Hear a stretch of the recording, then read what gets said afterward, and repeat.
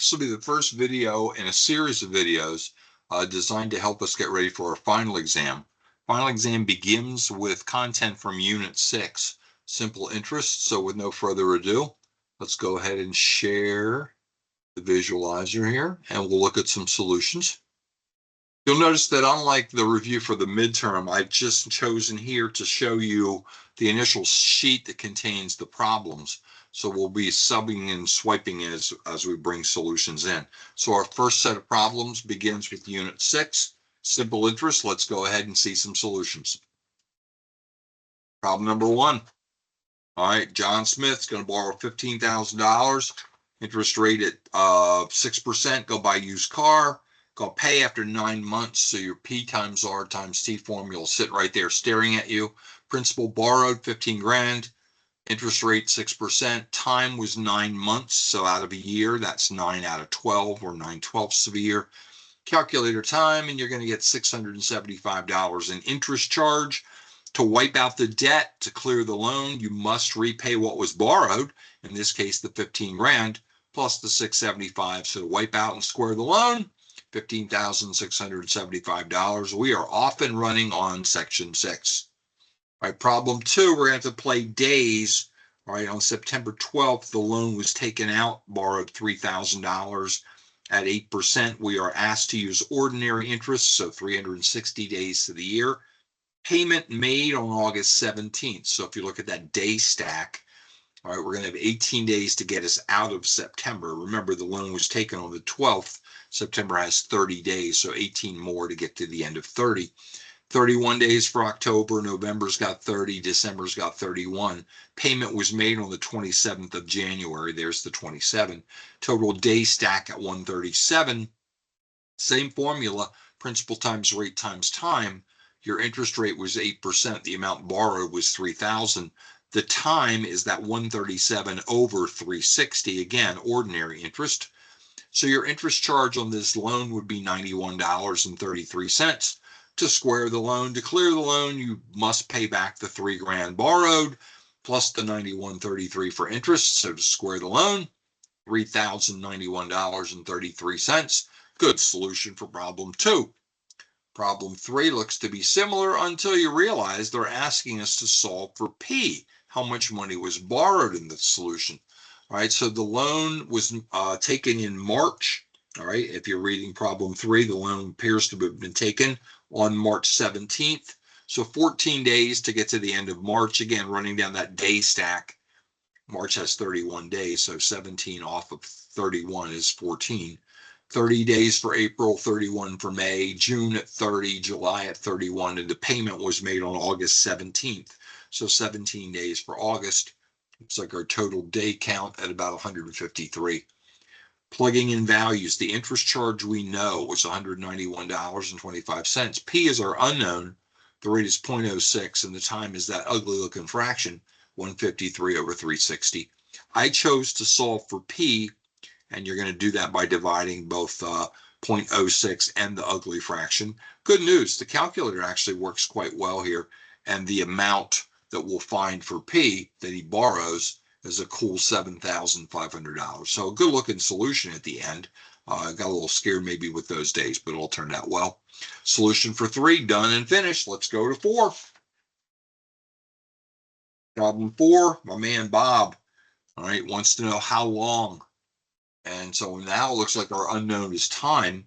So we have an interest charge of $400 that we found by taking the 1,600 minus the 1,200, okay?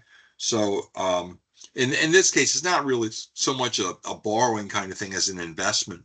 So he started by putting 1,200 in, and at some point in time, it's now worth 1,600. So his interest that he's earned in this context is $400, the difference between those two numbers. So our I value is 400. The initial value for P was 1,200 as initial investment. The rate's 0.08. We're solving for time. We're going to leave our answer in terms of years or parts of years. So I took the liberty of taking 1,200 times 0.08. That's how the 96 got there. So if we're solving for T, let's divide by 96.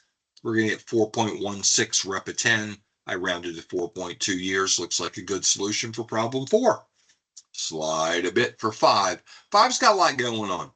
Or we got partial payments coming in. And remember, the first part of any payment goes to pay interest. So the amount borrowed was $25,000. The interest rate looks to be 5%. First payment of $4,500 is made at time 2 months. So the time entry there relative to years is 2/12 of the year.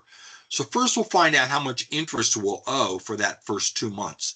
So we'll take 25,000 times 0.05 times 2/12, and we get $208.33. So the way this works, that first part of that 4,500 goes to cover interest. So that interest in this case is $208.33. The rest of that payment will diminish what we owe. It lowers the amount borrowed. All right, so we'll find out how much that gets lowered by taking $4,500, which is the amount of the payment, and subtracting $208.33, which goes to cover the interest for that first 2 months. And that leaves $4,291.67 to diminish the amount that we owe. So that goes against our principal, or reduces the amount of our debt.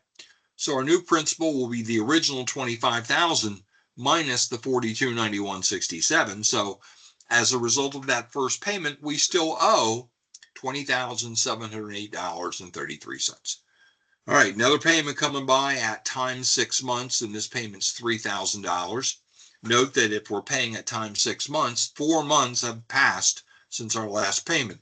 So we'll calculate interest charge by taking our new principal, which is $20,708.33, times 0.05 times 4/12. Again, 4 months have passed from 2 to 6.